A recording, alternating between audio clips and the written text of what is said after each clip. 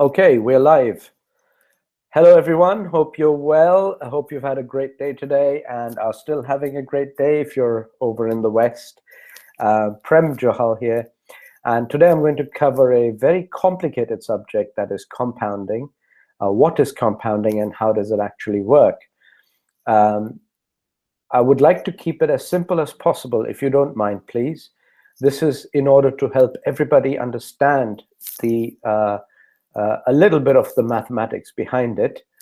And going forward, I would really like to do more of these Hangouts and get more specific.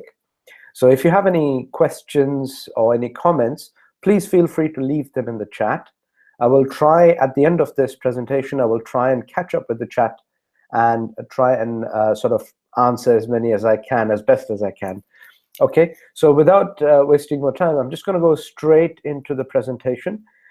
Before we go into compounding, there's a few basic things that obviously I think are important for you to be able to fully understand before we go into this area that is sort of a halfway house between financial instruments, and at the same time, it isn't really financial, because what we deal with isn't part of the financial services setup. Physical metals are property. Physical gold and silver are property. They're not a financial instrument, although they are also money.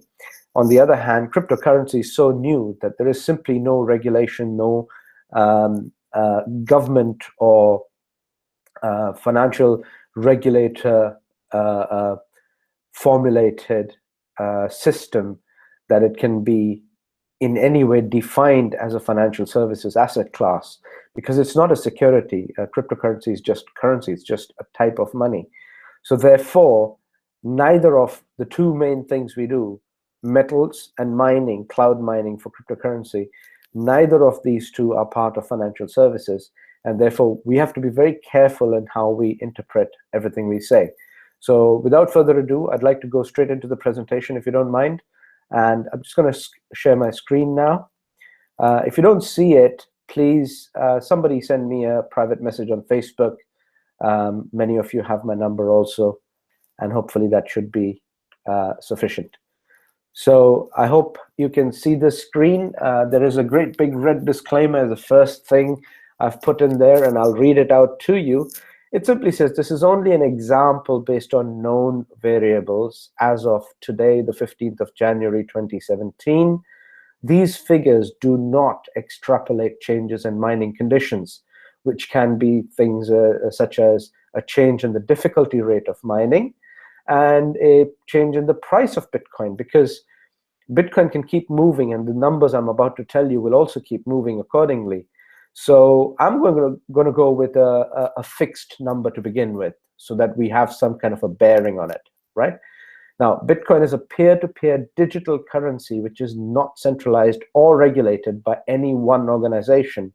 So its future price changes up and down in value and volatility, all of that is subject to geopolitical changes and a greater acceptance of the blockchain technology.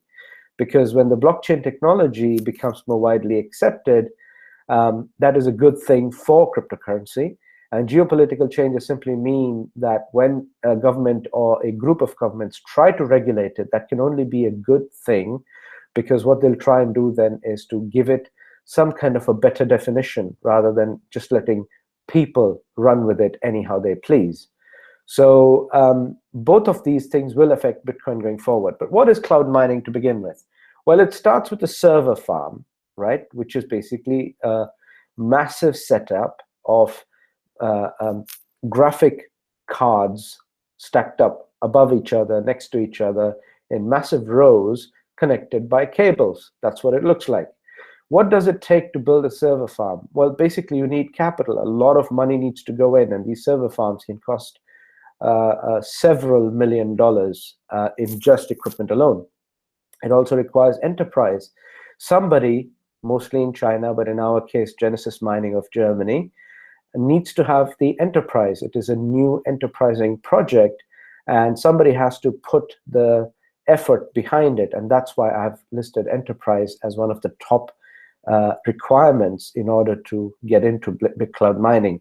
You can get into BitCloud mining yourself from home, and you can do that, from your back garden if you so choose. That would be enterprising on your part. However, the whole industry requires also expertise, which is better found in large organizations that have the necessary brains and experts working at it, rather than one individual trying to solve problems all the time. It also requires an awesome amount of electricity, which is one of the major ongoing expenses incurred by those machines, which then literally create Bitcoin. Bitcoin is created by machines using electricity that is run through the system, which then solves an algorithm, and the result of that is Bitcoin. It also obviously requires equipment, which is what I mentioned, what a server farm is originally made up of. And it requires a secure location, because obviously there's so much money involved. These locations are usually remote, in cold countries, and high security locations because of the amount of money invested. So when a Bitcoin is created, it goes into what's called the cloud. The cloud is another way of saying a series of computers that are not necessarily in the same location at the same time. So you can have computers miles apart, a single file held in storage in the cloud could be actually held in several different servers miles apart from each other. But when you look at the file on a computer, it looks like one file, doesn't it? So it is as if there's a cloud that actually pulls it all together, and therefore the reference to the cloud. Blockchain is the primary technology that enables us to exchange, trade, and verify Bitcoin in the first place. And there are service providers that are connected to the cloud and the blockchain as well, that are part of the first step. Now, the service provider could be a cloud mining service that provides the Bitcoin to you. Once the Bitcoin is generated in the server farm, it goes via the cloud in the blockchain, and from the blockchain to you, the miner. If you're a miner, that's where it arrives. There are also obviously traders involved, and the traders are more speculative in nature. But then there are traders, miners, and also consumers. There are people that actually literally use Bitcoin on a day-to-day basis for various payments. Bitcoin can be used to buy coffee at Starbucks, as just one minor example. And this whole industry has spawned a whole bunch of payment processors that also now accept Bitcoin. So you have various e-wallets and similar services. They can even issue you cards, etc. They are not part of the creation process of Bitcoin. They are the end result. They help you do something with an already created Bitcoin. This in the middle here, however, is part of the creation process, and this is literally the incubator where the Bitcoin is born. So therefore, Bitcoin from here to here to here is not necessarily a printed currency. It is definitely not a printed currency, but it is most certainly something that is created out of something, and it is created out of an algorithm using electricity. Now, when I go further here, I'd like to just cover the risk-reward spectrum, which is very important to understand in this case. Obviously, you can't expect to have a high reward if you have a very low-risk approach to anything.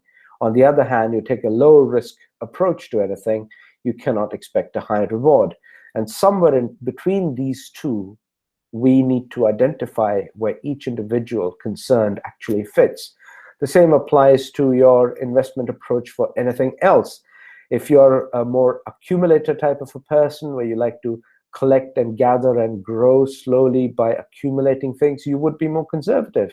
However, if you like to borrow, if you like to take high risks, but also actually use leverage quite a lot, then you would be more of an aggressive type of a person.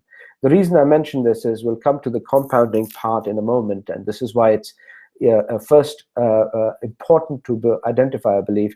You're either an accumulator of something, or you are an aggressive growth kind of a person, where your daily, monthly, weekly returns to you are more important than what you have already put away safely and securely.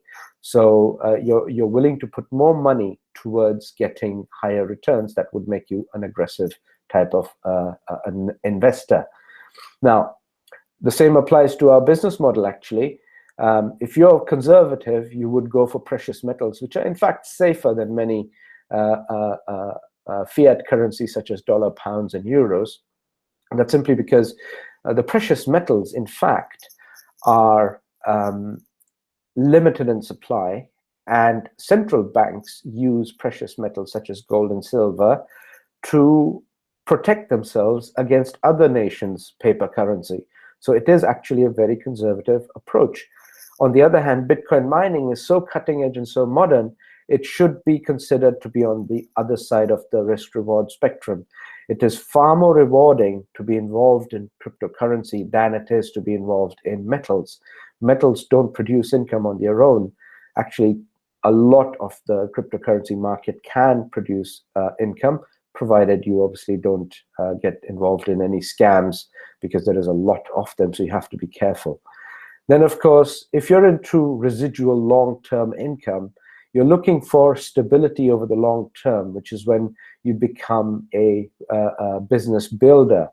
On the other hand, if you're just looking for big high-ticket commissions really quickly and you don't really care about the same person giving you a long-term residual income, then you are more of a commission short-term oriented person.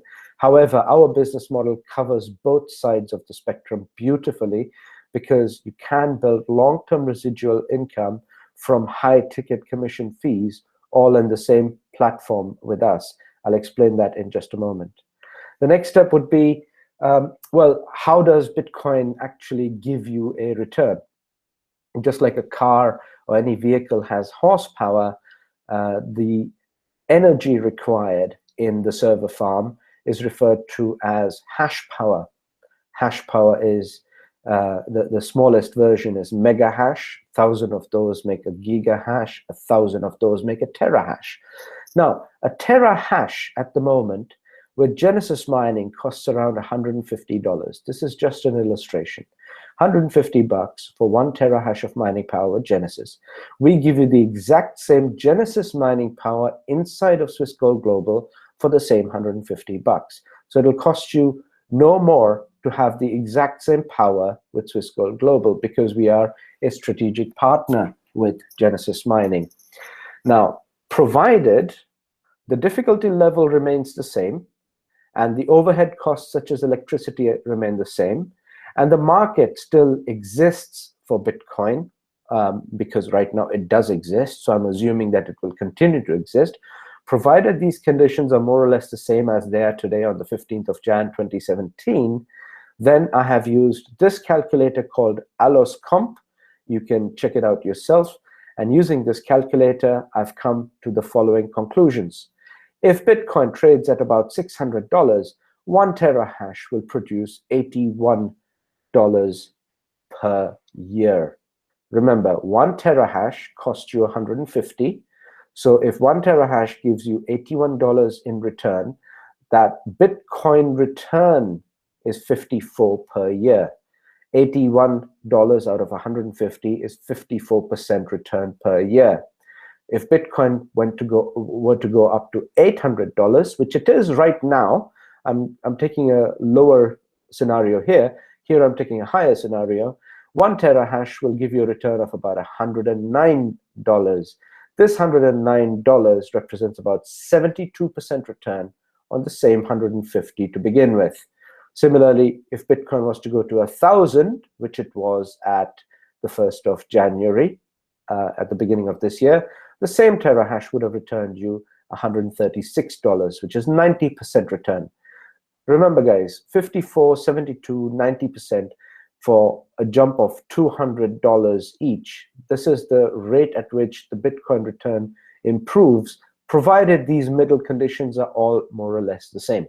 Okay, so obviously Bitcoin was approaching $1,200, and when it was getting to that level, we were exceeding 100% return, 108% in fact. 163 on 150 is 108% return. That is very, very healthy, provided all these conditions remain the same.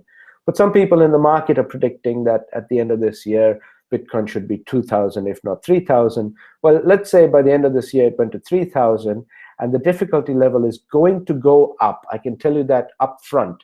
However, given a similar scenario as it is today, if the price of Bitcoin were to keep going up, you should be expecting a return of 272%. This is literally a return created by electricity in a machine that then creates Bitcoin, and the value of the Bitcoin that you get given into your account on a daily basis, the cumulative value would represent 272% return on your $150 originally purchased in 1 terahash. So hopefully this gives you the pricing scenarios. The amount of Bitcoin fractions that you get every day will more or less be the same, but the value of those fractions will go up significantly if the Bitcoin price itself goes up.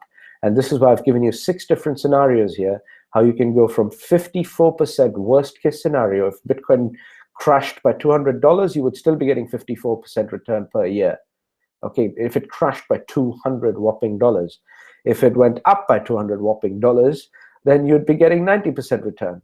Obviously, these are hopeful scenarios, but nobody knows whether it'll go back to that level anytime soon or not. But many are predicting that it should be between 2,000 and 3,000 anyway by the end of the year. If you had 1 terahash to begin with, you're looking at a very handsome 3-figure, low but 3-figure returns amongst the 3 figures. Okay, now this is where the pricing difference is evidenced. This is a screenshot from Genesis Mining, $150 for 1 terahash and $1,950 for 15 terahash. This is from Swiss Gold Global. It's the same Genesis Mining power supply. 1 terahash will cost you $150 and pay you this many Bitcoin per day fractionally. Now, if Bitcoin keeps going up in value, obviously the value of this fraction will be proportionately higher. 15 terahash with us is 1,950 as well. That compares to this particular one. Now, Bitcoin is not interest on a deposit. It is not. It has nothing to do with somebody else paying you an extra bit of interest on your money. It has nothing to do with that. It is a brand new creation, and it is created by hash power, which is what generates a Bitcoin. So therefore, being involved in the very creation of Bitcoin, and there are several million remaining to be created over the next few years, you would be a participant in a global market that is rapidly expanding and finding greater acceptance across the board. It is brand new money because it is a brand new created, brand new mined Bitcoin, has never been handled or touched, or you can't touch it anyway, but it has never been used for any other purpose. So it is literally brand new. And I was having a chat with somebody earlier who thought that because there is compounding involved and that has something to do with interest, they had concerns whether it was Sharia compliant or not. Of course, something that is created out of electricity is Sharia compliant for the simple reason that it is not an interest burden on another person, but in fact, the solving of algebra. In other words, algebra being an Arabic word that we use to this day in the English language. So yes, Bitcoin is, as far as I know, Sharia compliant. Now let's go into the compounding itself, right? So don't be faced by this. This is a very simple way of saying it. If Bitcoin was at 600 United States dollar, and if you purchased 1 terahash worth 150, and if the difficulty level remained the same as of today or 15th of January, then the following conditions are true. 1 terahash will give you a weekly gross return of 0.00522 Bitcoin. This is without taking away the expenses and the fees from the miner. By the time the fees are taken by the miner, you can easily halve this. So your net return in Bitcoin is 0.0026. I've literally halved it, okay? Which means if Bitcoin is at $600, this 0.0026 is worth $1.56. What does it mean, $1.56? This is weekly $1.56. If it is weekly $1.56, in 52 weeks, you will get $81. If you get $81 in 52 weeks, which is 12 months, you are getting a Bitcoin return of 54%. 54% on 150 United States dollars worth of terahash. This is roughly 54% that I mentioned here earlier. Okay. Now, the exact same thing, if you had 10 terahash instead, you can just multiply it by 10. So you get $813 returned to you on mining power worth $1,500. The percentage return remains the same because you're putting 10 times more money in, and therefore you're getting 10 times the return compared to the 1 terahash. So the return here in percentage is exactly the same. I haven't repeated it here. Okay. Now, if the exact same Bitcoin went up in price, which is actually right now at $800, it is higher. This is a lower example. Now I'm taking a higher example, which is a current example, $800. The exact same fractions get paid out to you anyway, right? Look, it's the exact same numbers here. But what happens is each of these fractions is actually intrinsically worth more. So each of these fractions will give you a net dollar amount per week of $2.09 now. $2.09 per week over 52 weeks is 109. So over 12 months, you're getting a return of $109. $109 on 150 worth of terahash, if Bitcoin is at 800, will give you 72% return. You see the jump. It went from 54 to 72% when Bitcoin goes from 600 to 800. It isn't at 600. It hasn't been there in the last 3 months. It's been more like this on average. So this is your rate of return on Bitcoin, 72%, which is a digital phenomenon. It's phenomenal that you're able to get this return. The reason the rest of the world isn't waking up yet is because there's a lot of skepticism. There are miners out there that are already Bitcoin millionaires because they've been able to understand the sheer rate of return Bitcoin can give just by mining it, right? Now, you may say, well, 150 for 1 terahash is nice, and that means $1,500 for 10 terahash. That's quite a lot of money, $1,500. Well, guess what? With us, we have affiliate packages. If you introduce new members and they join you, you get a bonus in terahash. So you can get 0.05 terahash as a bonus if you introduce 1 silver member. Introduce 1 gold member, you get 0.1 terahash. Introduce an ambassador, you get 1 whole terahash. This $150 worth of terahash is what you get as a bonus from us. Introduce a platinum member, you get 3 terahash. That's $450 worth of terahash as a bonus added to your back office. If you thought that this 10 terahash is a good return of $800 per year in Bitcoin, with the potential that the Bitcoin fractions themselves, if they go to 2,000, 3,000 or more, then each fraction is worth a lot more in the future, potentially. If you wanted to have a lot more of these, then $813 isn't the return you're looking for. What you're looking for is many, many more terahash in power. But of course, in terahash power, you have to spend your own money, right?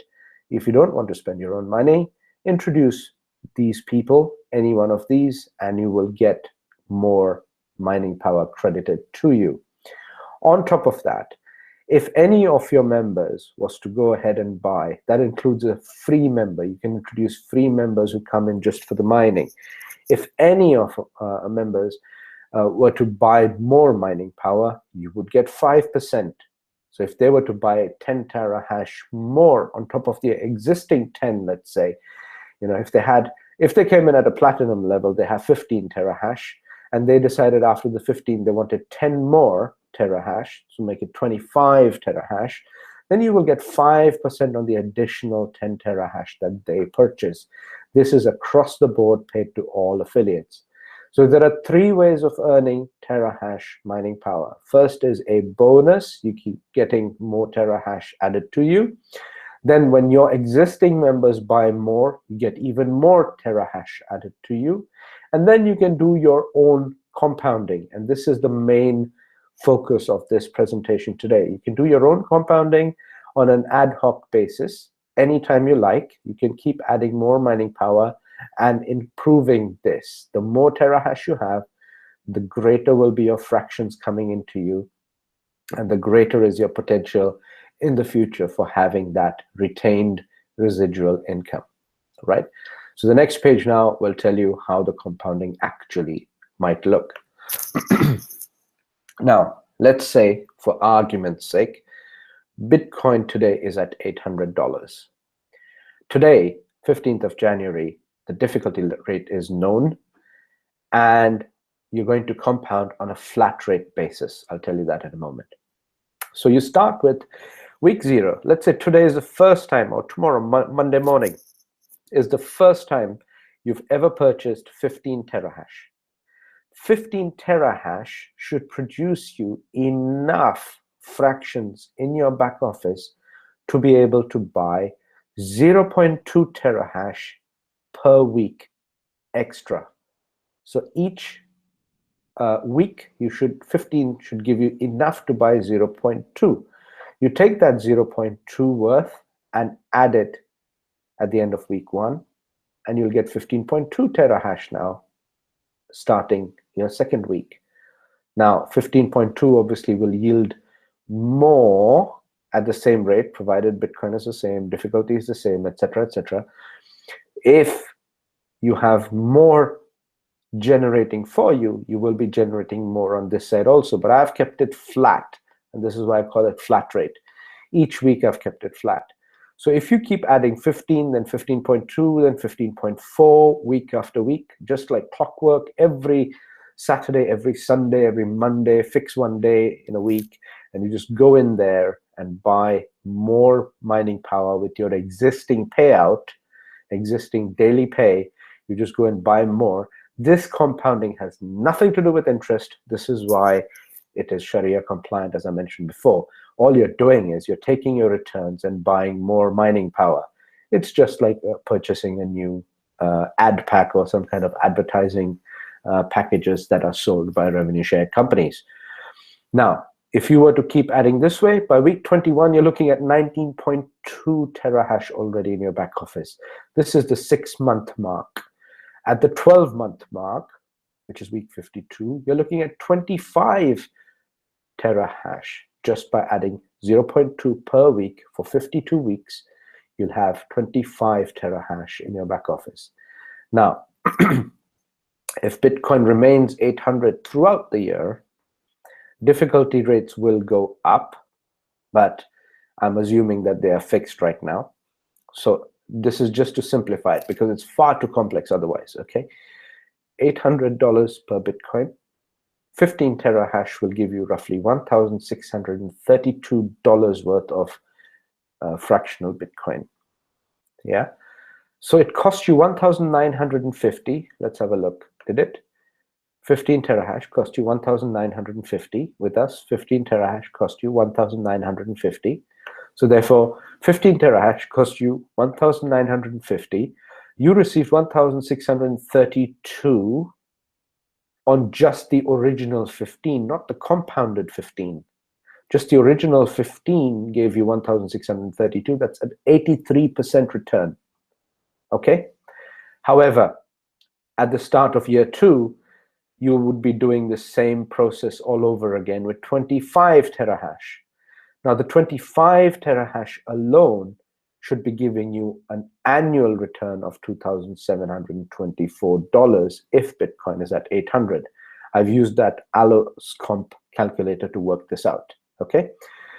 The cost of 25 terahash is 3,250, but you didn't pay for the extra 3,250. You only started with 1,950. You went compounding throughout the year, and now all of a sudden at the beginning of the next year, you have $3,000 worth, 3,250 worth of mining power to begin with an expectancy of earning $2,724 in Bitcoin. This makes it a return of 166% in year 2.